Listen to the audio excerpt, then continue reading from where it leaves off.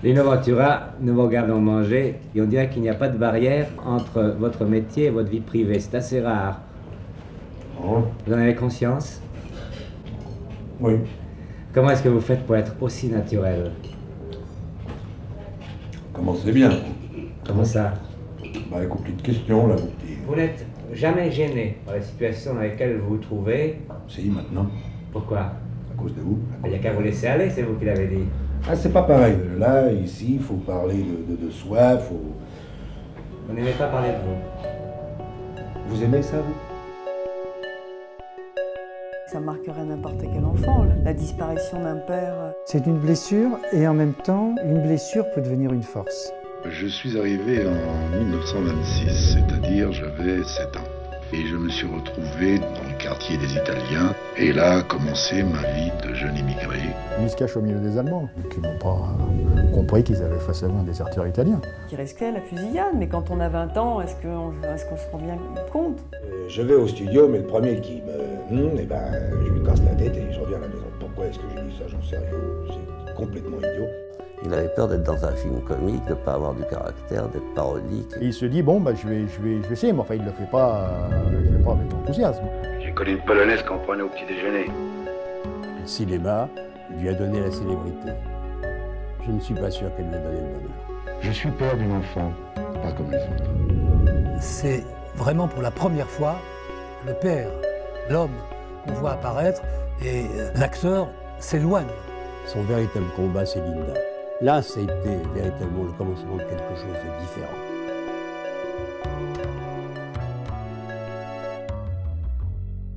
Chez un homme, il y a l'enveloppe, l'apparence, la carapace, l'épaisseur. La liste peut être longue pour Lino Ventura. Et puis, il y a la vérité, ce qu'il est, ce qu'il ne veut pas dire, pas montrer, l'intérieur, la sensibilité. C'est cet ensemble, cette alchimie souvent inexplicable qui façonne les figures mythiques. Lino Ventura, tout au long de sa vie publique, a été ainsi si loin et finalement si proche. C'est ce qui a fait sa popularité tout au long de sa carrière, de ses 70 films, du Clan des Siciliens au Tonton Flingueur en passant par Garde à vue.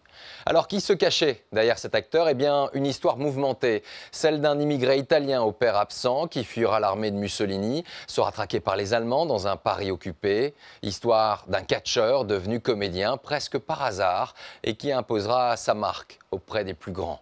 Mais il y a aussi une chose que vous allez, pour les plus jeunes d'entre vous, peut-être découvrir. Lino Ventura a été l'une des premières personnalités à briser publiquement un tabou, celui des enfants pas comme les autres.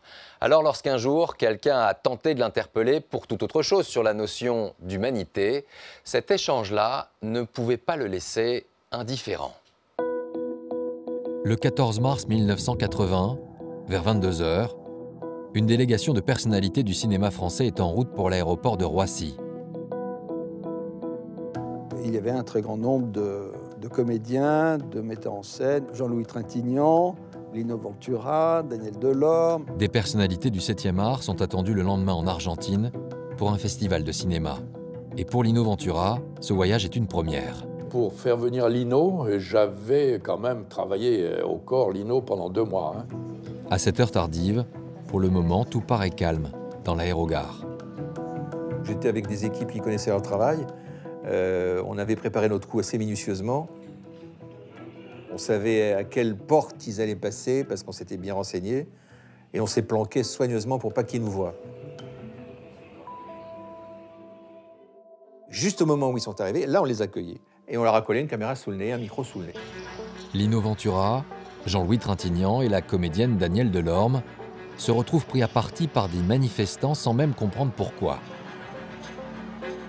Je me rappelle les gens avec les pancartes là, qui disaient « Mais partez pas, n'allez pas là-bas, n'allez pas là-bas ». Vous allez en Argentine, c'est le régime des colonels. Il n'était pas très bien vu de partir là-bas parce qu'il y avait encore les militaires et que le régime était un régime absolument terrifiant. J'ai tous mes enfants disparus. Ma fille, son mari, mon fils, mes 2 fils et 2 femmes. En fait, une trentaine de familles françaises sont inquiètes pour leurs proches, détenus ou disparus en Argentine. À l'époque de la dictature, les enlèvements et les emprisonnements se comptent par milliers. Les gens étaient accros comme ça, en disant « Mais vous partez, mais c'est honteux !»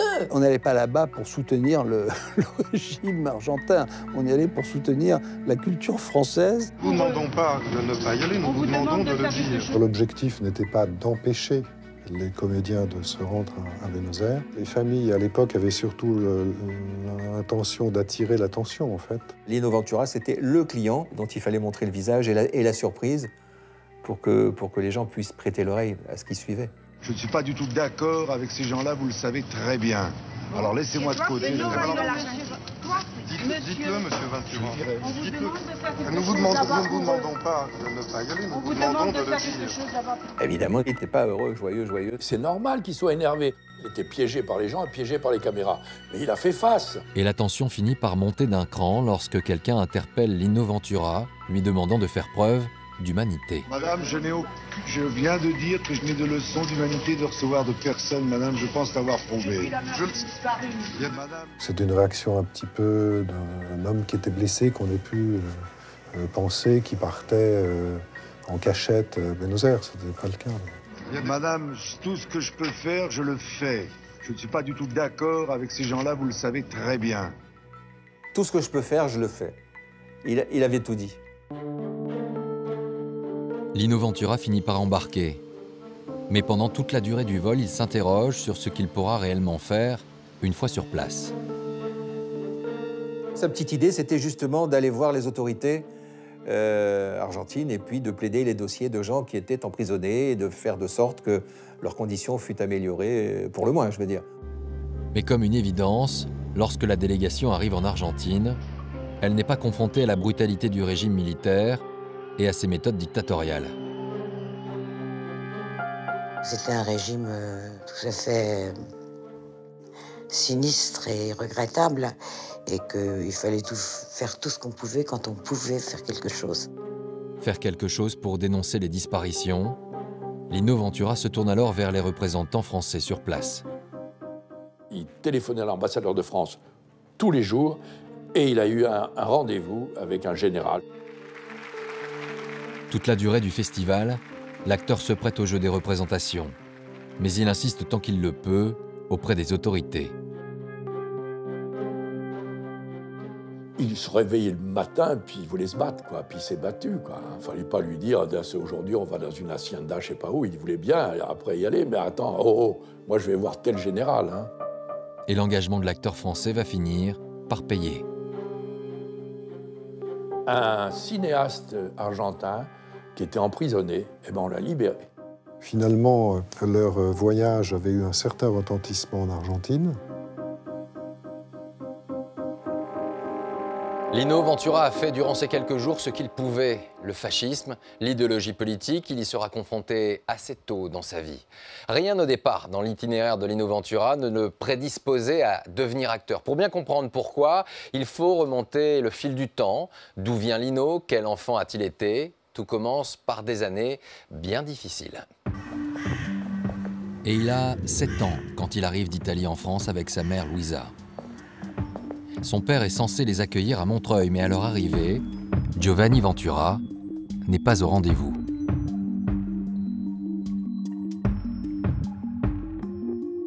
Son père a disparu, sans qu'on sache exactement comment ni pourquoi. On n'a jamais su ce qui était le rien. C'est un vrai mystère, ça. C'est quelque chose qui l'a profondément marqué. Je crois que ça marquerait n'importe quel enfant, la disparition d'un père. Lino se retrouve donc seul avec sa mère.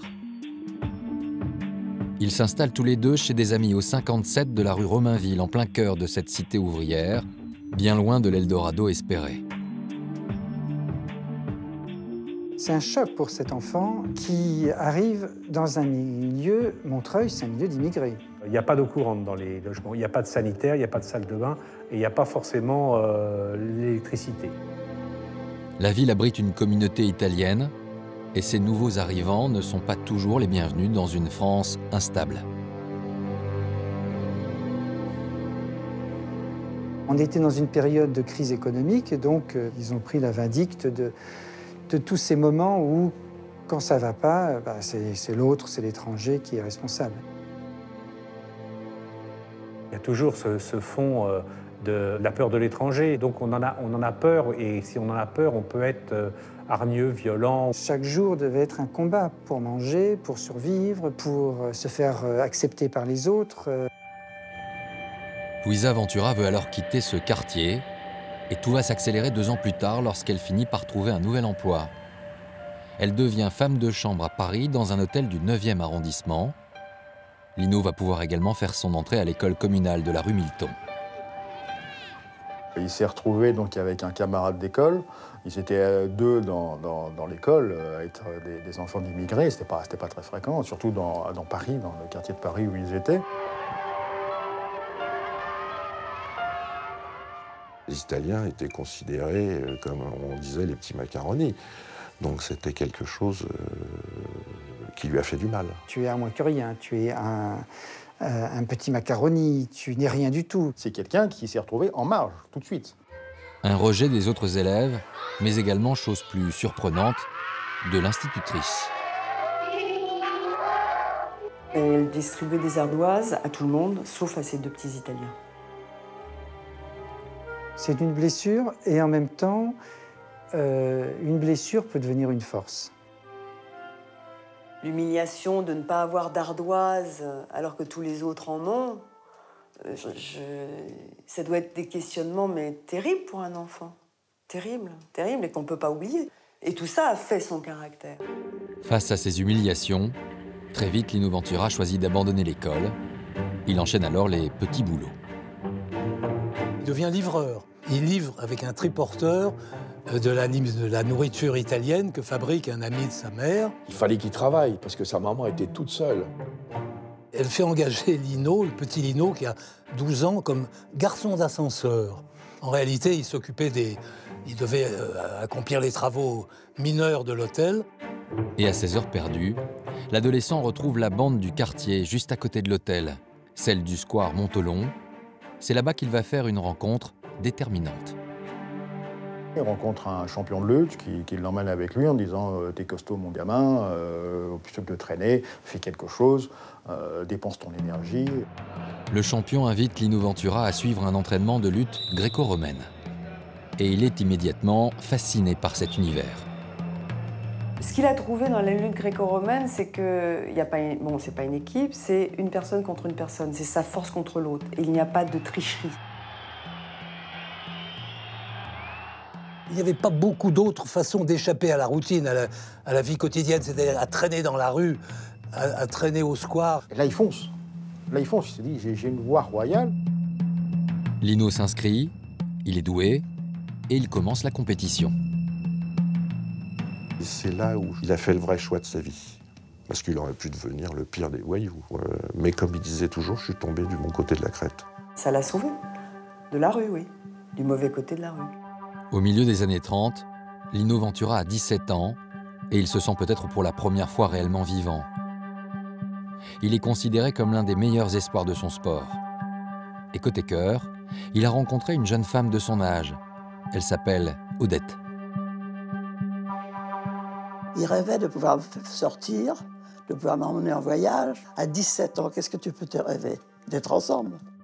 Odette et Lino veulent clairement être ensemble, et même pour le meilleur et pour le pire. Après les fiançailles, viendra le mariage. Nous sommes alors dans une France occupée, en janvier 1942. Quelques jours après la cérémonie, Lino Ventura reçoit l'ordre de rejoindre les rangs de l'armée. Et il s'agit de l'armée italienne. Il prend ses responsabilités, il est italien, il va en Italie. Il est appelé dans l'armée italienne de Mussolini, qui à cette époque est aux côtés des nazis. Lino Ventura n'a pas le choix. Il part donc servir l'armée du Duce italien, contraint et forcé. C'était à l'opposé de ses convictions. C'était quelque chose qu'il ne comprenait pas. Et un jour, je l'ai vu dire, mais moi, on m'a envoyé à Danzig, je ne savais même pas où c'était Danzig, et lui, pour aller tuer quelqu'un d'autre. Lino Ventura se retrouve face à un terrible dilemme. Combattre sous le drapeau italien contre son nouveau pays et celui de son épouse. Il voulait pas ni lutter contre la France, qui était son pays d'adoption, ni fréquenter les soldats, ni Mussolini, ni Benito et compagnie. Hein, ça, il en avait horreur. Peut-être qu'il aurait eu la possibilité de se retrouver face à son beau-frère. En face, lui était à la guerre, mais du côté français. Donc, qu'est-ce qu'on fait? On le tue, parce que lui est français et l'autre est italien. Alors, au bout de quelques mois, le jeune soldat italien va profiter d'une permission. Lino Ventura prend le risque de traverser la frontière et rentre à Paris au début de l'année 43. Quand il est revenu, c'est là que je lui ai dit « Tu as une permission ?» Il me dit « Non, j'ai déserté, puis c'est tout. » Voilà. Il était un peu inconscient de ce qu'il faisait. Lino a donc déserté, et pour cela, il risque tout simplement d'être fusillé. Mais quand on a 20 ans, est-ce qu'on se rend bien compte? J'ai jamais senti cette terreur qu'il y avait, qu'on aurait dû avoir. On était ensemble, ça effaçait tout. Lino Ventura se retrouve clandestin, ici, dans un Paris occupé, où la chasse à l'homme est permanente contre les résistants, les juifs et les déserteurs. À l'âge qu'il a, on était automatiquement suspect. Donc on doit avoir des papiers en règle. Et il n'en avait pas.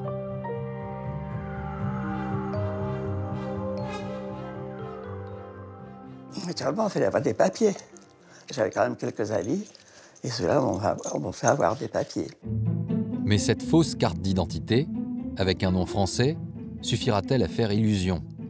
Odette Ventura a des doutes sur la qualité du document. Moi, j'avais un cousin qui était agent de police, comme par hasard, et je lui ai montré les papiers. Il dit, moi, si on me donne ça, je sais que c'est des faux papiers. Alors, il faut mieux qu'ils disent qu'il n'en a pas. J'imagine un peu. Et c'est lui qui m'en a eu des vrais. Et que j'ai pas payé cela. Lino Ventura a pris pour habitude de se cacher chez une amie de sa mère, car les policiers allemands, alliés des Italiens, enquêtent maintenant sur cette désertion. Ma mère a été arrêtée par la Gestapo. Et moi, j'ai dit, écoutez, moi, je ne sais pas où il est, mais alors, faut que vous me le disiez quand vous avez des nouvelles. J'étais une bonne comédienne, sûrement. Cette convocation de la Gestapo oblige Lino Ventura à être encore plus prudent. Il va alors solliciter des amis en qui il a pleine confiance. Ce sont en fait ses amis lutteurs qui vont l'aider. Il lui propose de reprendre l'entraînement avec eux. Seulement tout cela n'est pas sans risque, bien au contraire. Car Lino Ventura doit traverser Paris. Alors, comment va-t-il pouvoir éviter les contrôles d'identité ?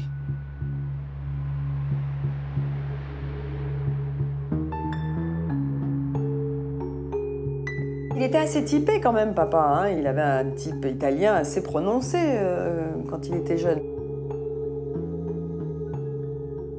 Il faisait très attention à éviter les patrouilles, les contrôles d'identité qui étaient permanents. On l'avait dit, écoute, surtout si tu croises une milice, tu te penches et tu remets ton lacet.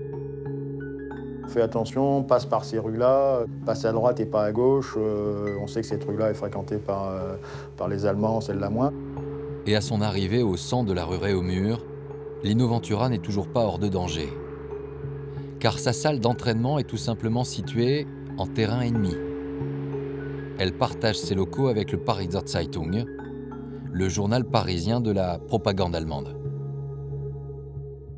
Le centre Réaumur, c'est le centre d'activité numéro 1 de la presse allemande de l'époque. Il allait s'entraîner là-bas et tous les matins, il passait quand même devant des gardes allemands.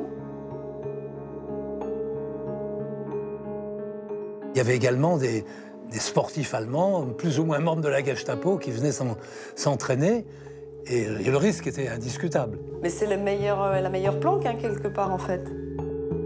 Lino Ventura va donc réussir à échapper à tous les contrôles, durant plusieurs mois. Mais Odette s'inquiète de plus en plus. Dans cette France occupée, toute information a un prix, et la délation représente la principale menace. Paris devient trop dangereux pour lui. J'avais confiance en personne. Hein. Ça aussi, c'est une solitude terrible. Ça, la peur de la délation à Paris, et il y a même eu des menaces, même des menaces internes à la famille, du côté français. Le déserteur n'a pas d'autre choix que de fuir la capitale en prenant soin de cacher à ses proches sa destination. Ma mère ne savait pas où il était. C'était sa sauvegarde, justement. C'était la sauvegarde de ma mère. Il fallait absolument pas qu'elle sache où il était. Ça devait être absolument terrible de ne pas savoir. Au cours de l'été 1943, un couple d'amis dépose Lino Ventura à Barassé, un petit village du Maine-et-Loire.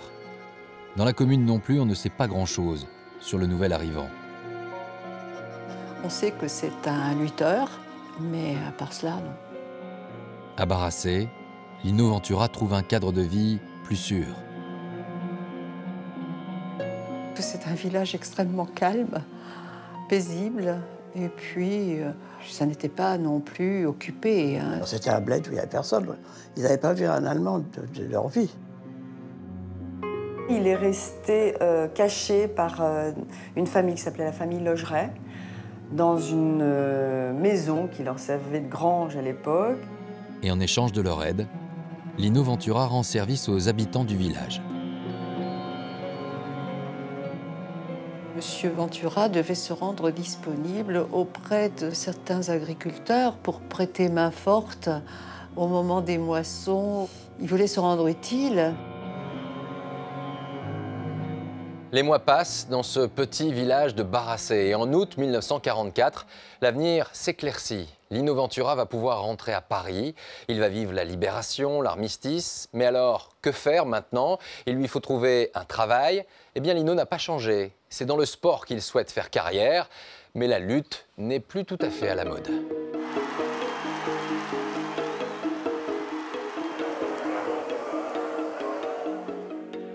Le catch est le grand sport vedette de la libération et qui attire les vedettes de cinéma de l'époque, les gens du tout Paris.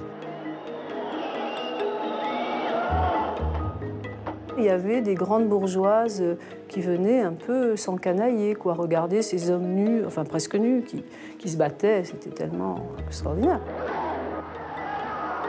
Il y avait des femmes qui criaient du sang, du sang, du sang, du sang, des femmes en fourrure. Il fallait des qualités sportives exceptionnelles car c'était des prouesses acrobatiques et athlétiques.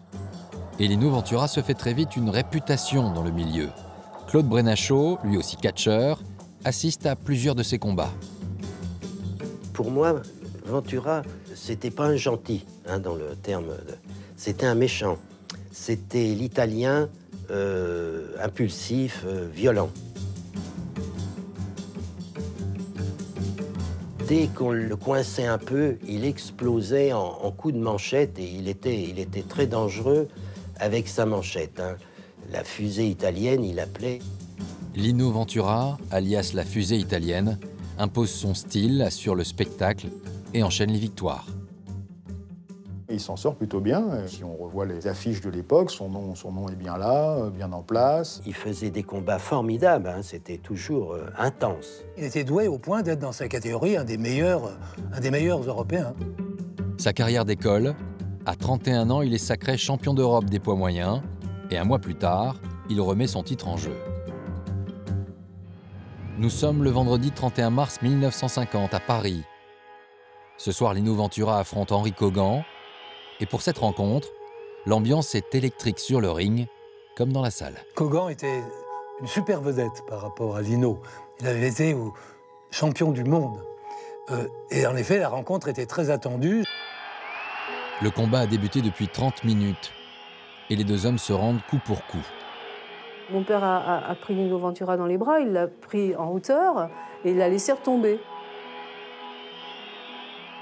Ça a été effroyable, inattendu, parce que c'est par un enfourchement, vous savez, où on renverse l'adversaire, on lève à bout de bras et on le plaque au sol pour le sonner un peu. Bon, c'était une prise normale. Et il a entendu un grand crack. Et il croyait que c'était une planche du ring. Mais c'était pas une planche du ring, c'était la jambe de Lino.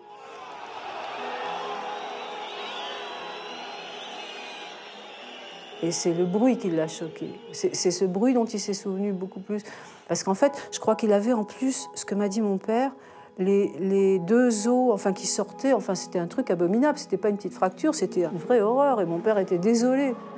Henri Kogan aide les brancardiers à transporter son adversaire. Caché sous une couverture, Lino Ventura est conduit à l'hôpital Lariboisière. Il comprend déjà que sa carrière de catcheur vient de prendre fin. Quand j'ai revu Lino, on lui disait « ça va la jambe ?» Oui, il dit « ça y est, c'est du passé, n'en parlons plus ». Il s'est retrouvé tout de suite organisateur de combat, matchmaker. C'est un monde qu'il ne peut pas quitter, il le dira toute sa vie. J'ai besoin de l'odeur des vestiaires. Désormais, Lino Ventura trouve et organise des combats pour la vingtaine de catcheurs de son écurie. Seulement, c'est à cette époque que l'un de ses proches va avoir une idée. Sans lui en parler, il suggère son nom à un réalisateur de cinéma qui est à la recherche d'une force de la nature. Ce réalisateur s'appelle Jacques Becker. Le film « Touchez pas au Grisby ».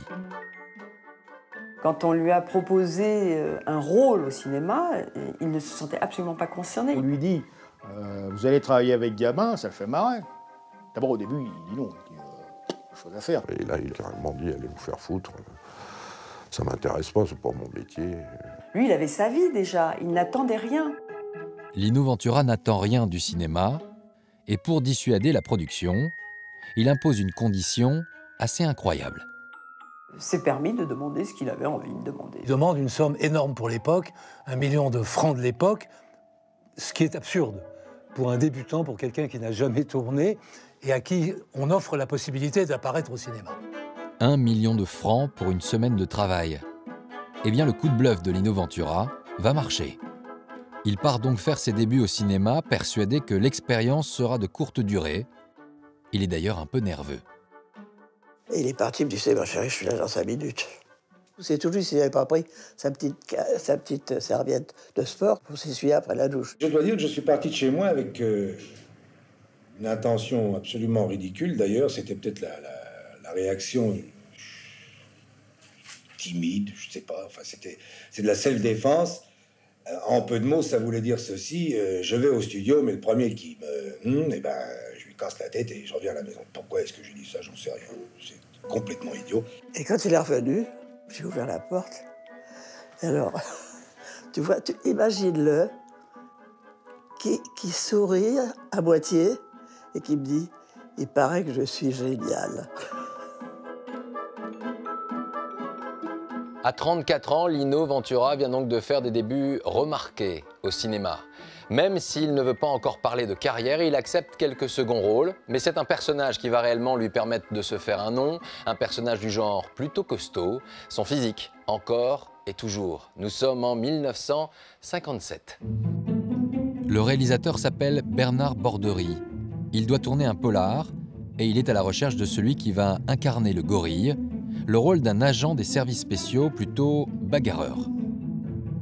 Les jeunes premiers de l'époque ne pouvaient pas jouer un gorille. On pouvait faire ça avec quelqu'un qui sortait physiquement d'abord de l'ordinaire, par sa taille, sa carrure. Un comédien à la carrure imposante, Lino Ventura fait très vite figure de candidat idéal. C'est comme ça qu'il a eu sa chance, parce que s'il avait eu un autre physique, il ne serait pas arrivé. Tout le monde a trouvé que c'était une excellente idée. C'était un rôle pile pour lui, il n'avait pas à composer quoi que ce soit. Depuis sa première expérience, Lino Ventura s'est pris au jeu, mais il ne cesse de douter. Sera-t-il à la hauteur? Le premier jour où je suis arrivé sur le plateau, je vois ce monsieur qui marchait de long en large, Lino Ventura. Et il marchait comme un ours en cage. Il avait peur, moi il venait me voir, il me disait mais est-ce que je suis bien, est-ce que quand même c'est des grands artistes. Et il était très impressionné parce qu'il y avait beaucoup d'acteurs de la comédie française dans la distribution. Donc il se dit merde, je vais jouer avec tous ces gens-là. Papa a toujours eu, pas un malaise, mais il se sentait toujours inférieur. Il était conscient qu'il portait le film. Vous vous rendez compte, c'est un sacré rôle quand même pour un mec qui a tourné très peu. Il avait tourné très peu. Je lui faisais répéter son rôle comme un professeur, mais en moi, il avait confiance parce que j'étais jeune, je lui faisais pas peur. Je me suis dit, il va pas s'en sortir. Excusez-moi, monsieur, mais je ne connais personne ici. Qui est monsieur Vesselot? Jacques Fontenay, l'agence France-Presse. C'est à quel sujet? Je voudrais être présenté à monsieur Vesselot. On a été tous assez sidérés par son habileté, sa professionnalité, alors qu'il n'était pas ça au départ. Le réalisateur est donc satisfait de son gorille. Lino Ventura correspond parfaitement à l'idée qu'il se faisait du personnage, à un détail près. Le réalisateur voudrait augmenter artificiellement la musculature du comédien. Lino lui dit eh, Bernard, il n'y en a pas assez pour toi hein. Enfin, il avait accepté, malgré cette espèce de déshonneur. Enfin, il trouvait ça ridicule. Lino Ventura s'exécute. Il accepte de porter un torse en plastique. Dans cette scène, Jean-Pierre Mocky est chargé de le faire parler à l'aide d'une lampe à souder. Dès la première prise, le torse en plastique ne résiste pas à la chaleur de la flamme. Lino a hurlé, on a arrêté. Et puis ils ont eu enfin l'idée qu'ils auraient dû avoir au début, c'est-à-dire de faire cette avancée de Mocky et avec sa lampe à souder derrière une vitre. C'était assez impressionnant parce que la lampe à souder était pratiquement à quelques centimètres de son visage, sauf qu'il y avait une glace incassable entre les deux, qui était invisible. Et là-dessus, Lino a dit « Mais je dois lui cracher à la gueule, ça va se voir sur la vitre. » En septembre 1958, Le Gorille vous salue bien est à l'affiche et c'est un vrai succès populaire. Lino Ventura vient désormais de changer de statut. C'est dans le rôle du gorille qu'il s'affirme comme que sa personnalité, que son regard, que sa gestuelle s'affirme et que le public l'adopte. On a vu qu'il pouvait supporter, il avait sur les épaules la responsabilité d'un premier rôle. Que c'était une vedette, c'est devenu une vedette. Et certains rêvent de surfer sur le succès du premier Gorille. Il lui propose alors de tourner la suite. Il a eu l'intelligence d'en faire qu'un. Et quand on lui a proposé le deuxième, il a refusé. Il avait déjà compris qu'il ne fallait pas qu'il soit catalogué dans un rôle. Je crois que ça aurait été une erreur de continuer, c'est mon opinion. Je ne dis pas que je ne referai pas un gorille, je ne sais pas, peut-être, mais enfin, plus tard. Il a voulu changer son image en, vous savez, le gros dur, l'ancien champion d'Europe de catch. Et c'est justement pour entamer ce virage, pour casser son image, que Lino Ventura accepte de tourner dans une parodie de film noir. Et là encore, il va faire le bon choix. Il est tête d'affiche d'une comédie. Ça lui est jamais arrivé. Il avait peur d'être dans un film comique, de ne pas avoir du caractère, d'être parodique. Il dit moi, je ne suis pas capable de faire rire. L'arrêt est ici, hein, le dernier. Bon, et il repartira. Paul était parti gauche-droite, il va repartir droite-gauche. Ils vont quand même aller... Le 8 avril 1963, commence le tournage des Tontons Flingueurs. Lino Ventura interprète un ancien truand obligé de reprendre du service. Georges Lautner découvre alors une personnalité déconcertante. Avec Lino, si je lui disais, vous faites 3 pas et pour cette parole, il me disait, pourquoi 3 ? Alors là, j'étais déconcerté. Je ne savais pas quoi lui répondre. Je ne pouvais pas lui répondre parce que le projecteur avait besoin de vous. Il faut que Paul ait la même réaction sur Bobby. Oui, côté interrogatif, Bobby qui fait. Et ça repart. Il faut qu'il reste en train d'en... Et on continue. Non, Ventura disait non. Bah si, dis non. Moi je pars du point A, je m'arrêterai quand j'ai envie de m'arrêter. Alors il en faisait 4, donc tout notre éclairage était faussé. Il fallait tout recommencer. Mais enfin, ça valait la peine. Le tournage avance et Georges Lautner s'adapte aux exigences de Lino Ventura. Mais il y a un élément que le réalisateur n'avait pas prévu. Il concerne le choix de son cascadeur. L'homme qui va faire face à Lino Ventura n'est autre qu'Henri Kogan, l'adversaire qui avait mis fin à sa carrière 13 ans plus tôt. C'est une bagarre, comme beaucoup de bagarres au cinéma, belle bagarre, qui était sûrement un peu écrite et chorégraphiée avant. Ils se retrouvent donc tous les deux en pleine bagarre dans la distillerie. À un moment donné, Lino lui balance un coup de poing, mais à ras du menton. À tel point qu'il s'est rapproché, et qu'il lui a vraiment plus qu'effleuré le nez. Il a dit « Oh !» Lino lui a dit « Ça t'apprendra à me casser la jambe. » Il y avait toujours un compte à régler. Passé la scène de la bagarre, finalement classique pour Lino, c'est un autre rendez-vous qui l'inquiète beaucoup plus. Une scène comique, la scène dite de la cuisine. Il sait très bien que Blier et Blanche sont les rois de la comédie, qui sont très très très forts en comédie, qui peuvent le massacrer. Faut reconnaître. C'est du brutal. Vous avez raison. Il est curieux, hein? Cette scène a été capitale pour moi. Elle n'avait pas été rédigée dans le premier scénario et elle a eu un ton comique qu'on n'envisageait pas tellement. Il n'y a aucune improvisation. Et on nous a dit qu'on les avait fait picoler. C'est pas vrai. Ils pouvaient pas. Ils peuvent pas tous être bourrés et jouer comme ça, c'est pas possible. J'ai connu une polonaise qu'on prenait au petit déjeuner.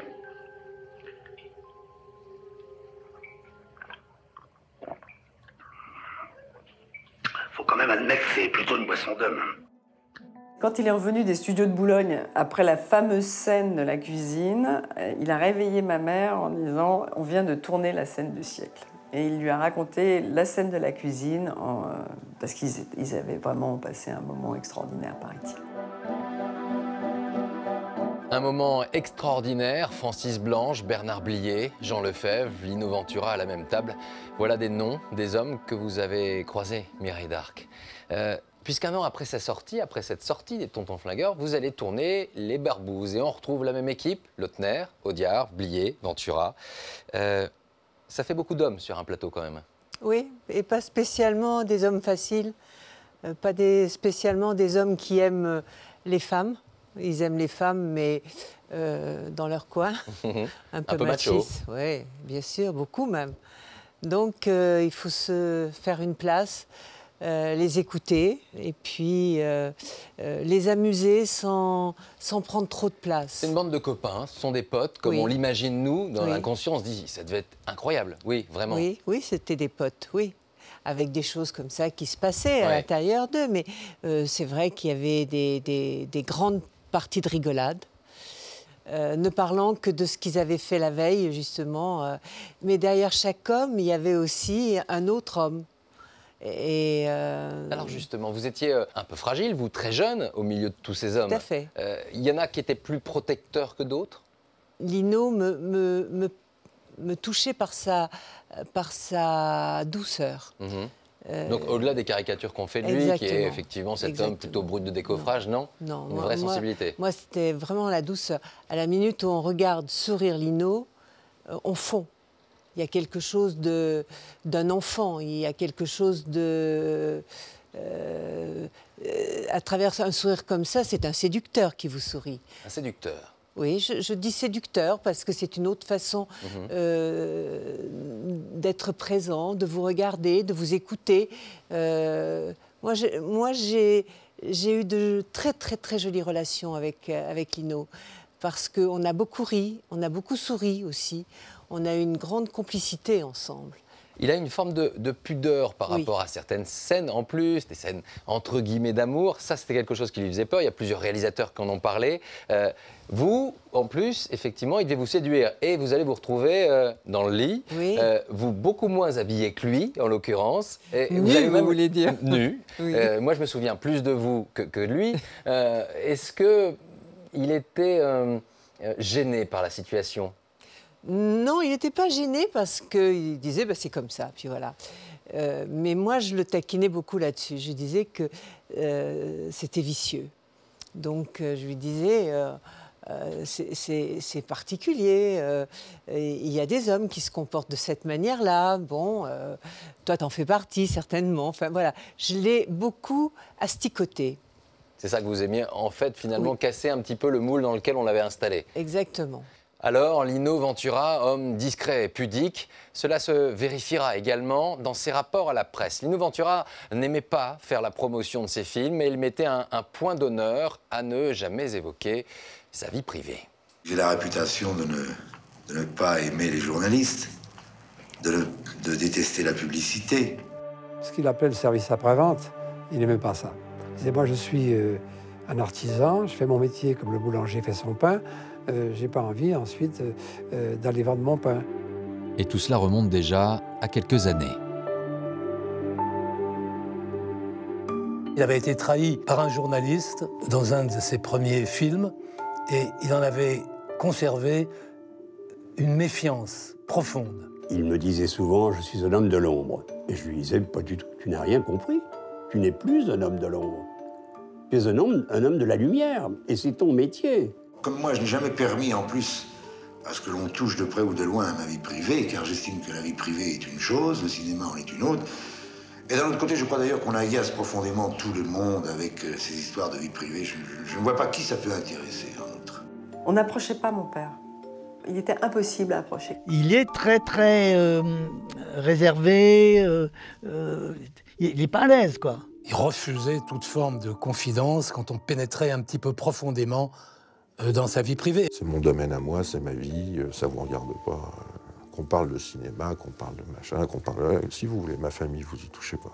Je ne suis ni Marilyn Monroe, ni Brigitte Bardot. Je me vois mal en train de me montrer prendre un bain de mousse dans ma salle de bain. Enfin, vous voyez ce que je veux dire. Alors, je vois pas du tout ce que je peux vous faire, moi, vous comprenez?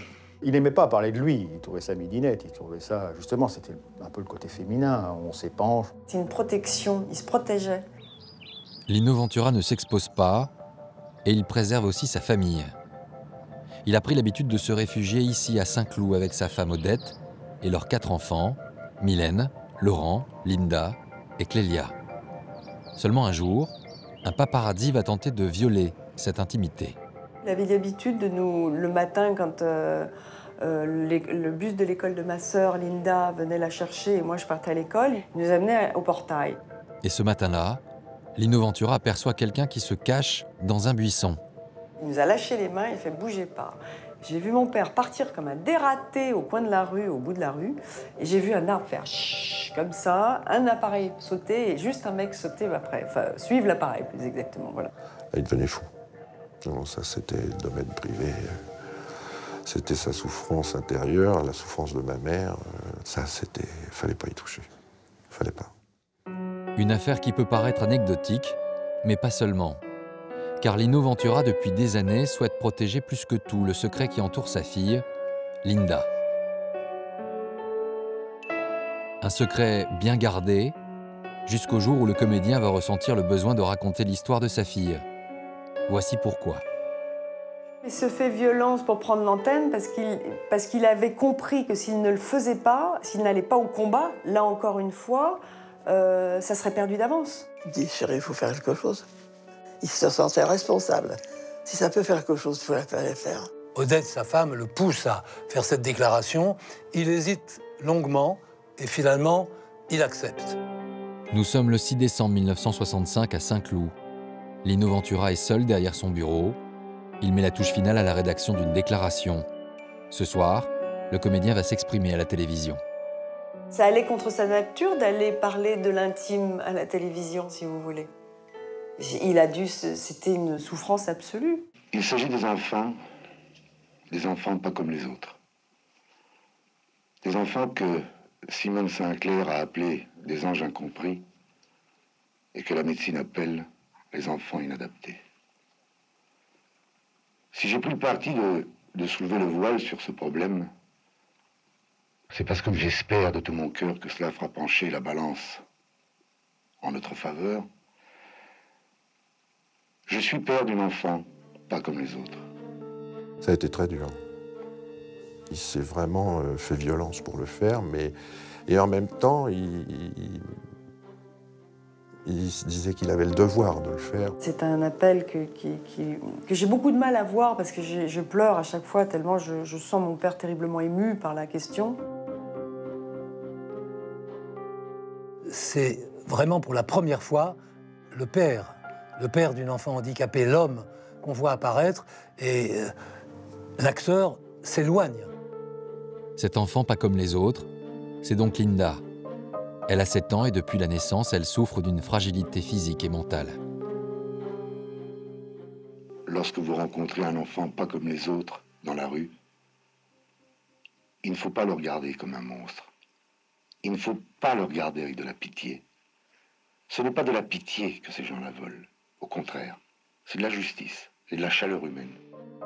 Toute sa façade un peu s'écroule. Tout d'un coup, tout ça n'existe plus. Il est un homme nu face à une caméra. Il ne sait pas comment on fait. Il oublie même ses réflexes d'acteur. Il oublie tout. Je sais que la société ne peut plus l'ignorer, ne doit plus l'ignorer. Car c'est un problème qui éclatera même tout seul, comme il a éclaté dans d'autres pays. Quand il dit c'est quelque chose qui va bientôt exploser, on sent que c'est lui qui va bientôt exploser. Et c'est pour ça qu'il lit un texte pour se contenir. Mais il y a de la colère là-dedans. Vous pouvez les aider également en nous apportant de l'argent. Bien sûr, si je suis là, c'est pour ça. En plus, c'est quoi? Il faisait appel à la charité des gens. Donc c'était quelque chose pour lui encore, il a dépassé l'humiliation, parce que faire la charité, demander la charité, c'est quelque chose de très humiliant. Et il faut que je réussisse. Voilà, merci. Ça a éclaté le problème et il y a beaucoup de parents que ça a aidé, ça c'est sûr. On a eu des lettres où les parents étaient libérés, où ils disaient merci, merci, enfin je vais sortir avec ma fille, enfin je vais pouvoir dire que j'ai un enfant comme ça. Avec cet appel, Lino Ventura vient de lancer l'opération Perce-Neige. Une opération qui vise à financer un foyer de vie prêt à accueillir sa fille et d'autres enfants handicapés.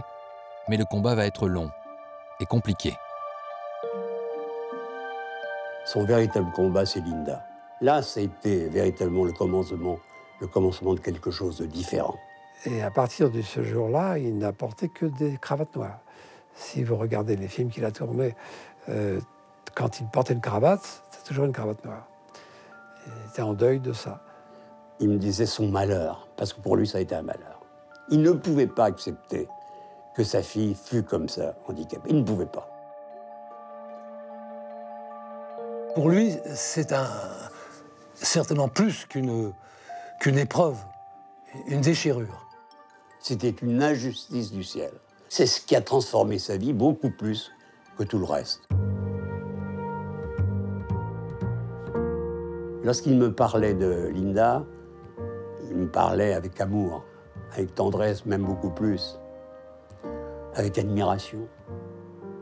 Mais lorsque Linda était là, il était beaucoup plus frileux. Il ne voulait pas que l'on puisse remarquer qu'il y avait une relation particulière entre le père et la fille. Pour Linda, pour les enfants handicapés, Lino Ventura est l'un des premiers artistes à mettre son image au service d'une cause.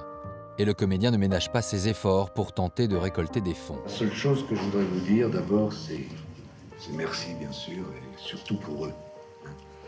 Lino a affronté beaucoup de difficultés. Bien sûr, une difficulté dans l'esprit du public, qui n'était peut-être pas prêt à cette époque vraiment à considérer les enfants handicapés comme n'importe quel autre malade. Et voici la preuve de tout cela. Nous sommes en 1979. Après 14 années de combat, Perce-Neige achète un terrain à Sèvres, en région parisienne, et lance la construction de la première maison d'accueil. Mais ce projet est loin de faire l'unanimité. Moi, ça ne me dérange pas que ça se fasse là, mais je pense que ça aurait pu se faire ailleurs, hein, dans un quartier moins habité. Voilà ce que je pense. Si nous mettons des handicapés physiques, d'accord, mais pas des mentaux. Il y avait eu une pétition d'un part du voisinage, comme quoi ces enfants étaient dangereux, comme quoi leur maison allait être dépréciée. Qu'est-ce que vous voulez que je fasse? J'ai peur. Mais ils sont inoffensifs. Vous vivez à côté, c'est facile de faire du social quand on est loin. Et là, on était dans l'irrationnel. Écoutez, on faisait croire à des mamans qui avaient des enfants en bas âge dans le quartier que leurs filles risquaient d'être violées par les adultes des enfants handicapés. Bon, c'était du n'importe quoi. Cette opposition des riverains fait alors la une de l'actualité. Et elle va pousser Lino Ventura à venir s'exprimer en direct sur le plateau du journal. Nous sommes le 16 octobre 1979. Je vais vous dire quelque chose, s'ils ont quelque chose à me dire, ils vont venir me le dire personnellement et je les attends. Seulement, j'en ai pas encore vu un. Et je voudrais bien en voir un. Justement, c'est le problème de la rumeur publique. Oui, oui, non mais moi je voudrais bien en voir un. Puis je vais lui faire passer un bon moment, croyez-moi. Je me demande si c'est pas sur moi que la colère va retomber, parce qu'il est en colère finalement. Et je me dis, s'il y en a un qui dit une bêtise, là, il va lui rentrer dedans. Je crois que c'est une des fois où j'ai vu mon père très en colère à la télévision. Il faut se faire pardonner de faire du bien, c'est ça qu'il faut faire alors. Je comprends plus rien, moi. Ou alors je vais tout arrêter, puis je laisserai tout tomber. Parce vous êtes allé sur place, essayer bien de rencontrer non, vaut mieux les gens pas. du pays. Vaut mieux pas, parce qu'on a employé des arguments, monsieur, qui sont vraiment impossibles à dire ici. Et où je n'ose même pas les dire. On sent qu'il est très blessé. On sent vraiment qu'on lui a mis un couteau dans le dos, là, et qu'il a pris un coup de couteau qu'il n'a pas vu arriver. Et ce coup de colère aura d'abord une première conséquence. Il va marquer les esprits. Cette prise de parole de Lino Ventura au journal télévisé, qui était quelque chose d'assez exceptionnel à cette époque, a joué un rôle déterminant. On a senti, si vous voulez, le avant et le après interview. Quelques jours plus tard, le conseil municipal de Sèvres désapprouve les riverains et accorde le permis de construire. En 1982, le premier foyer Personnages est inauguré. Il accueille une vingtaine d'adultes handicapés et parmi eux, Linda Ventura, âgée de 24 ans. Elle a été installée en 82, elle a fait la fête. Non, ma sœur Linda a été installée en 82 au foyer de Sèvres. Et ça, il me le disait, maintenant je suis tranquille. La phrase, c'était pas une phrase de grand bonheur, c'était une phrase de pure sérénité. Maintenant, je peux être tranquille, je peux mourir tranquille. Avec la création de ce premier foyer Personnage, Lino Ventura apparaît donc plus apaisé sur le plan personnel. Nous sommes en 1982, il a alors tourné près de 70 films. Difficile pour lui désormais de se laisser séduire par un projet. Il est plus que jamais exigeant et c'est Robert Hossein qui va se retrouver confronté à ses doutes. Il a une idée forte à la hauteur du personnage, mais va-t-il réussir pour autant à convaincre Lino? Un rôle comme l'histoire d'une vie, comme l'histoire de sa vie.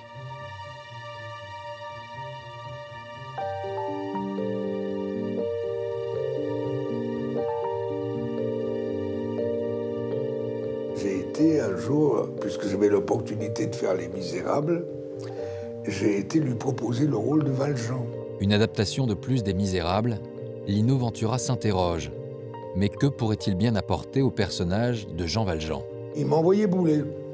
Parce qu'il m'a dit, mais Gabin, à la fin, qu'est-ce que je vais aller faire, Les Misérables? Autre raison de refuser, un film d'époque. Détester se mettre en costume d'époque et détester se faire maquiller. Je lui ai donné à lire le scénario, j'ai essayé de le convaincre, j'ai insisté. Cette ténacité de Robert Hossein commence à faire fléchir Lino Ventura. Et pour la première fois, il va alors soumettre la proposition à l'avis de ses enfants. C'était un dimanche, on était tous à table et tout ça, on était tous réunis. Et alors vraiment, entre deux bouchées, comme si rien, il nous dit, voilà, on va proposer de faire Jean Valjean.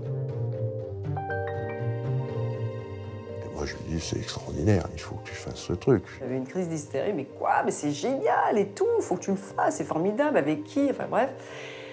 Il me dit, ah bon, vous êtes sûr? Bon, on en reparlera. Voilà, ça s'est arrêté là, le sujet était clos. Un sujet clos? Pas tout à fait. Car Lino Ventura finit par décrocher son téléphone pour apporter sa réponse à Robert Hossein. Eh bien, après beaucoup de réflexion, il a accepté. Lino Ventura va donc incarner Jean Valjean. Reste à lui donner les traits du personnage. Et c'est Emmanuel Gust, l'assistant réalisateur, qui est chargé d'organiser les essais maquillage. On devait faire ces essais à Joinville. Et je lui avais dit, demain matin, à 9h30, il y aura un chauffeur qui vous attendra chez vous. Et il a dit, je ne prendrai pas la voiture. J'ai dit, très bien. Le lendemain, toute l'équipe est en place. Et en milieu de matinée... Tout d'un coup, j'ai senti, derrière mon dos, ce volume sonore se descendre. J'étais de dos, j'ai eu les jambes en coton, les bras en coton. Et tout ça parce que Lino Ventura arrivait sur le plateau. Lino, d'entrée, me dit ça fait 28 ans que je fais du cinéma et je ne me suis jamais maquillé. Donc je lui ai dit, mais c'est pas Lino Ventura qui se maquille, c'est Jean Valjean qui se maquille. Lino Ventura va finalement passer 4 heures dans la loge. On a fait les 7 ou 8 maquillages comme ça différents. Et à 3h30, il était prêt. Le réalisateur va alors découvrir le visage du héros de son film. Il était le personnage. Au moment où tu te retournes comme ça, moi je te garde profil, toujours. Oui, et boum, il rentre dans ton champ. Et vous êtes face à face. Oh Monsieur, attendez, monsieur. Qu'est-ce qu'il y a? Reprenez vos 1500 francs, monsieur. Ah, voilà. Coupez! Dans le rôle, c'est surtout l'homme qui transparaît. Il n'a pas composé, il n'a pas cherché. Là, dans ses yeux, il ne ment pas. Il se retrouve plongé dans sa jeunesse où il bossait pour bouffer. Ce personnage était profondément proche de lui. Profondément. Dès qu'il descendait de sa caravane, il était Jean Valjean. C'est moi qui vous les ai envoyés. Il vous restait 20 francs à vous devoir. Et je vous en donne 1500. Le budget du film est considérable. On y retrouve des milliers de figurants. Le tournage va durer 7 mois. Bien, Cosette, on s'en va. Voilà! C'était le rôle le plus dur, le plus long. Robert Hossein était derrière, il l'a poussé, il l'a soutenu, et là, il l'a tenu tout du long. À 63 ans, l'ancien catcheur a gardé une bonne condition physique et elle va lui être utile pour la scène la plus éprouvante du film, celle tournée dans des égouts reconstitués. Dans les égouts pourris de poubelles que j'avais versées dedans, et lui au milieu en portant Marius dans l'eau qui était froide et tout. Il ne supportait pas que quelqu'un s'y mette à sa place. Il avait une doublure image pour tout le film. Jamais il l'a laissé rentrer dans les égouts. Il dit, attends, ça va, quoi. Il y en a un qui va se mouiller, c'est pas la peine qu'on soit deux. Un rôle exigeant pour un film que ses proches comparent à une forme de testament.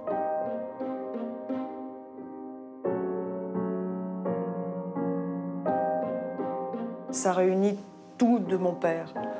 La force, la faiblesse, l'enfance terrible, l'injustice, l'humiliation, tout ce qu'il a connu dans sa vie. L'ascension, c'est le résumé de la vie de mon père, ce personnage-là.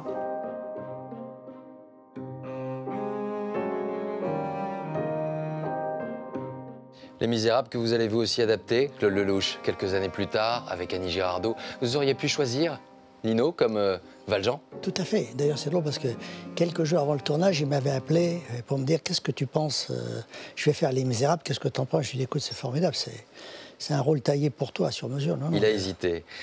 L'aventure, c'est l'aventure. C'est ce que vous allez lui proposer. Comment ça se passe, le premier contact avec Lino Ventura? Parce que vous avez l'habitude de ne pas confier vos scénarios aux comédiens, et lui, il aime bien lire. Hein. Oui, il me convoque. Il me convoque. Dans son bureau à Saint-Cloud. Voilà, comme ça. Et je me rappelle, il me dit on va marcher, ça ne vous dérange pas de marcher? Je dis non, pas du tout, etc. Alors le premier jour, on s'est vouvoyé. Et à la fin de la journée, on a commencé à se tutoyer. Et puis on est allé marcher, comme ça, dans le parc de Saint-Cloud. Et je lui ai expliqué que je ne donnais pas le scénario aux acteurs. Alors, ça le trouble un peu? Ça le trouble un tout petit peu. Il me dit oui, mais vous pouvez m'embarquer n'importe où. Je dis oui, absolument. Et je lui dis non seulement je peux vous embarquer partout, mais plus vous serez bon et plus je vais grandir le rôle. Et si vous n'êtes pas très bon, je vais le rétrécir. Bon, ça l'a fait rire. Et alors il me dit mais il y aura qui dans ce film? Alors je lui dis écoutez, il y aura Charles Denner, il y aura Jacques Brel, il y aura Aldo Machon, Charles Girard. Et puis il me dit non, mais ça me tente, ça me plaît. Et puis l'idée de Brel lui plaisait beaucoup. Je pense que ce qui l'a rassuré, c'était la présence de Brel. Il me dit je ne connais pas ce type, et à quoi il ressemble, qui c'est, etc. En même temps, à un moment donné, il vous dit ça a l'air d'être une belle connerie, mais je vais la faire. Oui, à un moment donné, il m'a dit bon, c'est une belle connerie, mais j'ai très très envie de la faire. Mais surtout, il m'a demandé à connaître Brel. Et donc, on est parti en voiture voir Brel, qui tournait en Belgique. France à l'époque, et on a débarqué sur le plateau de Brel comme ça pour lui faire la surprise, et j'ai assisté en direct à la grande histoire d'amour entre Brel et Lino. Ils sont vraiment tombés amoureux l'un de l'autre. Quand vous l'avez devant votre caméra, vous regardez, c'est quoi Ventura? C'est un métronome, vous dites. Ça veut dire quoi pour un réalisateur? Ça veut dire que très souvent dans une prise on recommence parce qu'un des acteurs n'a pas été au top. Lui, j'ai jamais recommencé à cause de lui. Il avait des principes. Vous avez eu des discussions avec lui justement sur ça, et un jour, il se confie un peu à vous, ou vous vous confiez à lui sur les femmes. Il avait un regard différent que vous. On a eu des conversations de garçons. Et c'était un grand timide. C'était un grand timide. Je pense qu'il avait peur des femmes. Il avait peur des femmes. Il en était très très très curieux. Il ne savait pas du tout comment ça fonctionnait. Je veux dire que c'était... D'ailleurs, il venait souvent me voir pour connaître un peu le mode d'emploi. Le mode d'emploi, vous étiez de bons conseils. Je ne sais pas si j'étais de bons conseils, mais en tous les cas, je l'ai rassuré. Mais son rapport aux femmes était touchant, bouleversant. Bouleversant. D'ailleurs, quand j'ai tourné La Bonne Année avec lui, c'était une histoire d'amour. C'était une vraie histoire d'amour entre un macho analphabète et une intellectuelle, quoi. Vous dites que les grands mythes, nous sommes tous des héros et des monstres dans votre livre. Ça veut dire quoi? Puis les faces. On a tous les qualités de nos défauts et les acteurs plus que les autres. Plus que les autres. Vous savez, les acteurs, ce sont des gens qui ont un peu plus besoin d'amour que les autres. La morale, les femmes, et puis l'argent. Il avait un problème avec l'argent, Lino Ventura. Il avait, en tout cas, on l'a vu, dès son premier contrat, il demande 1 million de francs, une somme astronomique, parce qu'il avait manqué d'argent à ses débuts. Je ne sais pas, en tous les cas, il n'était pas très joueur. Moi, je me rappelle quand on a fait La Bonne Année, comme c'était moi qui produisais, je lui avais proposé un pourcentage sur le film. Et ça le troublait. Il me dit, non, non, écoute, je préfère avoir un tien que 2, tu l'auras. Tu me dis ce que tu peux me donner, voilà. Et alors, c'est très drôle parce qu'il fonctionnait par étapes. Je me rappelle, donc on se met d'accord sur un prix. Et il me dit, bon, ben d'accord, ok, c'est vraiment parce que c'est toi, il me dit, hein, voilà. Et puis le lendemain matin, je me réveille à Deauville, où j'étais parti en week-end, et on frappe à la porte, c'était Lino. Il me dit, j'ai pas dormi de la nuit, je t'ai pas demandé assez. Donc il y avait cette relation à l'argent, certains nous le confirment effectivement. Il y avait cette crainte du temps qui passe, du manque qu'il y avait eu Mais auparavant. il est certain, comme tous les gens qui ont manqué, il avait peur de ce manque. Mais c'était un homme généreux, hein, généreux. Moi, je l'ai souvent vu payer des repas. Des repas, c'était essentiel chez lui. C'est-à-dire qu'il fallait que tout le monde se mette autour de la table, il fallait manger, il y avait des heures pour ça, il y avait des codes. C'était un homme qui était dans le bon sens. C'est-à-dire qu'on pouvait tout lui faire faire, à condition qu'il ait compris ce qu'on lui demandait. C'est-à-dire que chaque fois, ça demandait pas mal d'explications. Et si on arrivait à lui expliquer même l'incroyable, même l'impossible, on y arrivait. Mais il voulait une explication rationnelle. Il a besoin d'être dans le rationnel. Qu'est-ce qui vous reste de cette aventure-là, avec lui, par exemple? Un manque total, absolu, parce que c'est un acteur que j'aurais pu faire tourner dans plein d'autres films. Donc c'est vraiment un gros manque. Le rôle de Jean Valjean est sans doute l'un des derniers grands rôles de Lino Ventura. En 1983, il a déjà tourné plus de 70 films. C'est un acteur populaire et il prend de plus en plus ses distances avec le cinéma. Désormais, le rythme intense des tournages laisse place à une vie beaucoup plus calme chez lui, à Saint-Cloud. À 68 ans, Lino Ventura s'interroge. L'homme, le père, le grand-père ont pris le pas sur les envies de cinéma.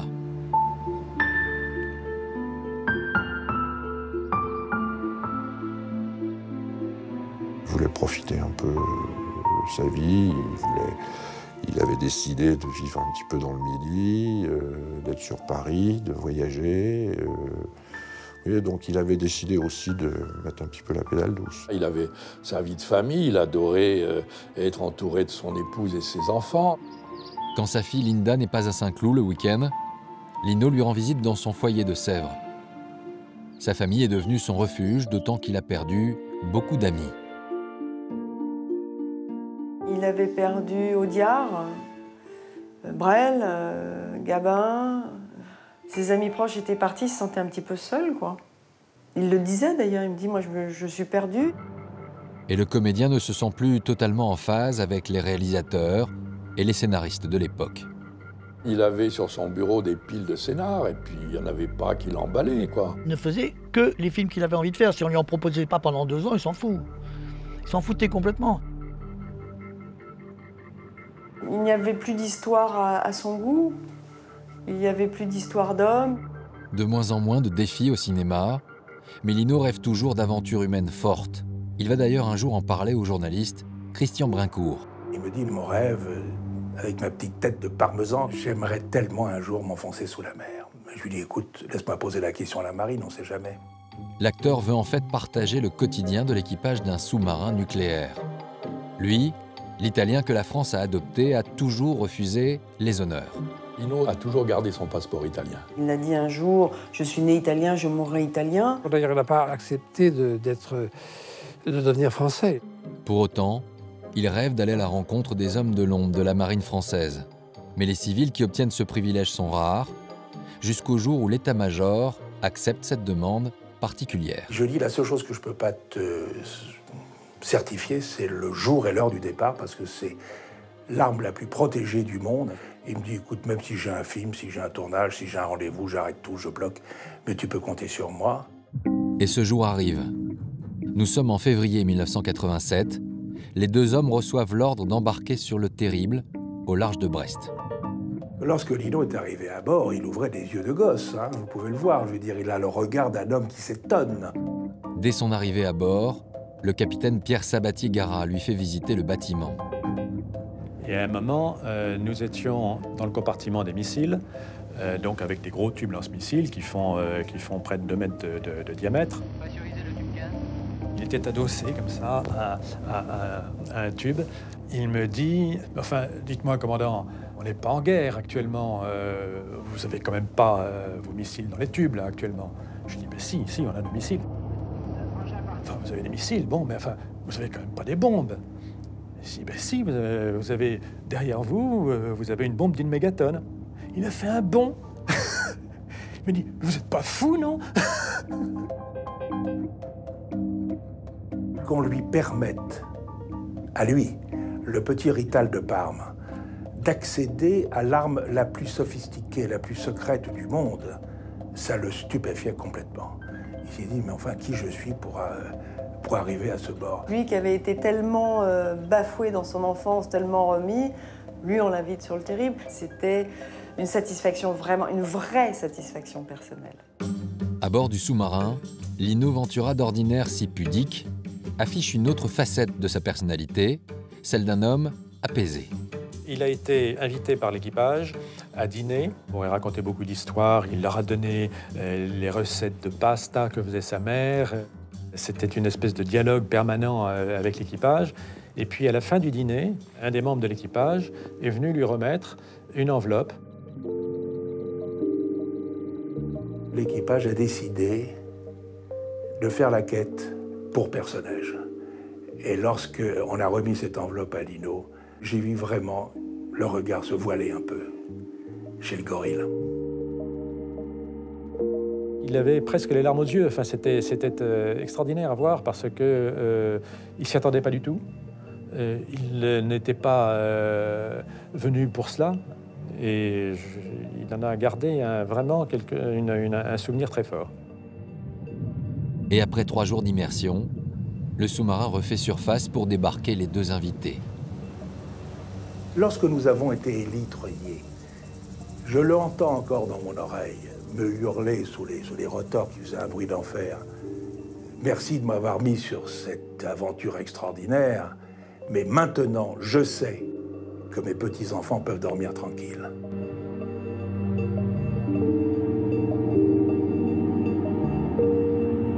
Je pense vraiment que ça a été sa dernière grande aventure. Ça a été sa dernière grande émotion. Cette expérience unique vient de sceller une nouvelle amitié entre le journaliste et le comédien. Quelques mois plus tard, les deux hommes se retrouvent avec d'autres amis pour dîner. Nous sommes le 21 octobre 1987 dans un restaurant d'Anguien, près de Paris. Je le revois, il a un costume gris rayé, fine rayure blanche, cravate noire, toujours la même, en tricot. Et nous faisons un dîner magnifique. Ce soir-là, tout le monde trouve Lino Ventura particulièrement détendu. C'était sérieux. Et évidemment... Je ne sais plus pourquoi on parlait de La Cage aux folles, qui n'avait jamais été filmée.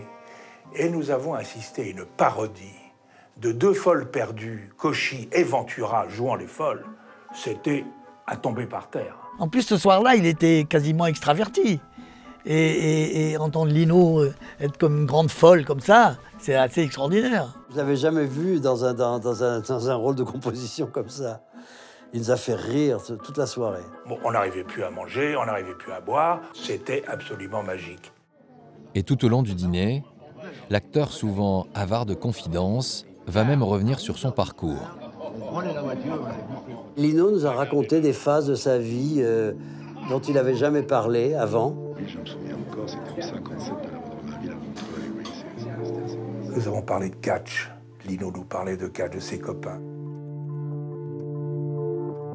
Il nous parlait de lorsqu'il avait déserté l'armée italienne pour pas être enrôlé dans les troupes. Moi, je ne savais pas tout ça, enfin personne ne savait tout ça, par Odette sûrement. Il en a parlé, et il en a parlé assez longtemps. Les heures passent, et personne ne veut mettre fin à ce moment. Et Lino était un homme qui se couchait tôt. Et il nous dit, demain j'ai une partie de golf, je ne veux pas me coucher trop tard, parce que comment il regarde sa montre? Mais c'est pas vrai, il est 1h. En général, il rentrait toujours vers 11h. Il n'aimait pas veiller. Et ce jour-là, il est resté jusqu'à, je crois, près d'1h du matin. Ça nous a vraiment étonnés, Christian et moi, parce que c'était vraiment pas sa nature, c'était pas le genre. Avant de se séparer, les copains ont une dernière chose à demander à Lino Ventura. Et il dit, on a passé une bonne soirée, faisons la photo des copains. Et Lino se prête très volontiers à ça. Et c'est l'épouse de Christian Brincourt qui prend ce cliché. On est autour de lui, on est heureux d'être ensemble, heureux d'avoir passé une bonne soirée. C'est la dernière photo de Lino. Il est 1h30 du matin quand Odette et Lino Ventura quittent le restaurant. Je le vois mettre son imperméable sous les rafales de pluie, il remonte son col, il nous tape sur l'épaule. Ah, il me dit, les enfants, quelle bonne soirée. Allez, on se perd pas de vue, on se revoit vite. En rentrant vers Paris, il m'a doublé, et puis il m'a fait ça avec sa grosse paluche. Il était beau, il paraissait plus jeune, je l'avais rarement vu, et même, je me souviens, ma femme, quand il nous a doublés, elle m'a dit, c'est quand même, il est dans une forme extraordinaire, et c'est vrai qu'il était formidable ce jour-là. Le lendemain, Lino Ventura a rendez-vous avec son ami Jean Hamon. Pour une fois, c'est moi qui avais organisé la journée. Et on avait déjeuné à Vaucresson. Et puis après, on est monté dans l'Essonne, Saint-Chéron. Il est allé voir son notaire. C'était pour lui qu'on allait là-bas.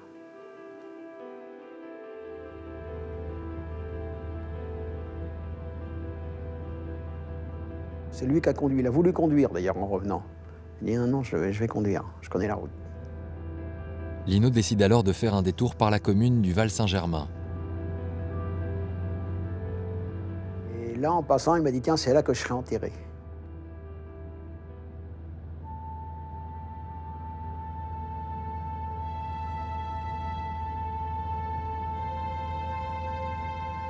En fin de journée, Lino Ventura demande à son ami de rester dîner chez lui, à Saint-Cloud. On était rentré vers 7h. Après à dîner, il s'est levé. Il est allé dans le couloir. Il a ouvert la porte. Il me dit, je manque d'air. Bon, je m'assois là, puis je ne le vois pas revenir. Je vais le voir. Et j'arrive, je dis, comment ça va? Et tout d'un coup, il me tombe dans les bras. Comme ça, il était assis et le corps part en avant. Alors je le prends, je le remets debout. Je dis, Lino, qu'est-ce qui t'arrive? Il me dit, je me sens pas bien. J'appelle Odette. Là, il est revenu un peu à lui.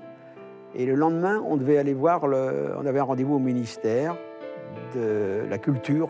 Et il m'a dit, Jeannot, demain, je ne pourrai pas aller au rendez-vous.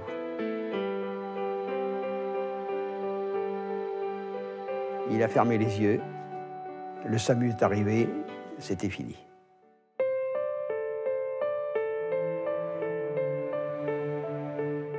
J'allume la télé pour le journal du soir et je vois en incruste, avant la fin du film, Lino Ventura est mort.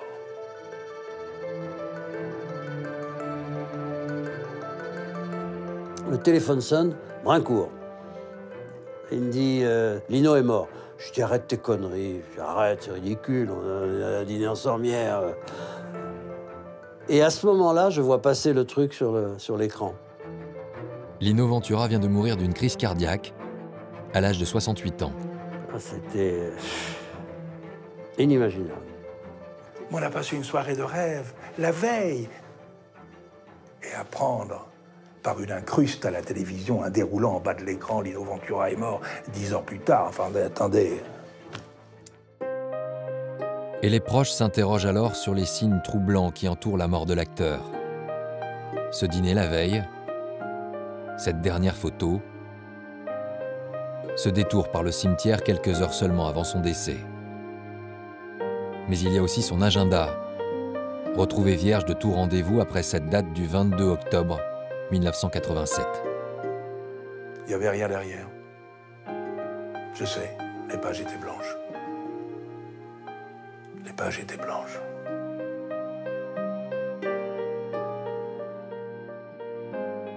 Et sa montre s'est arrêtée à l'heure de sa mort. Il y a des choses assez troublantes, il y a des choses... ouais. Peur, oui, j'ai peur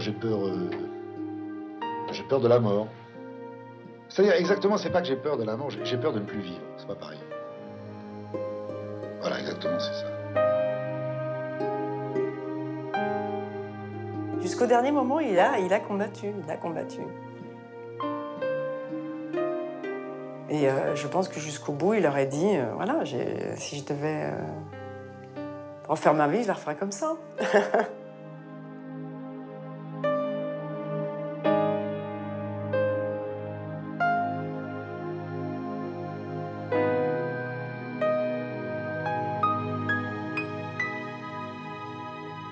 Elle est tout de même assez extraordinaire, l'histoire de cet immigré italien. De la traque dans une France occupée, à ses combats de catch, de personnages, à ses répliques face à Blanche et Blier, dans une cuisine où il faisait référence à Lulu la Nantaise, qui s'était aventurée à Saïgon, et qui nous disait que les cons, ça ose tout, c'est même à ça qu'on les reconnaît.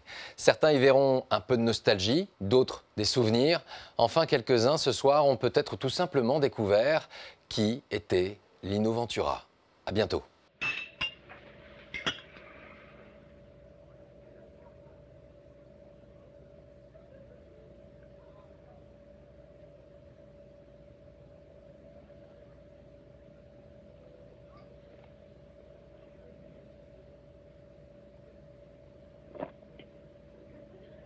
Faut reconnaître. C'est du brutal. Vous avez raison. Il est curieux, hein? J'ai connu une Polonaise qu'on prenait au petit déjeuner.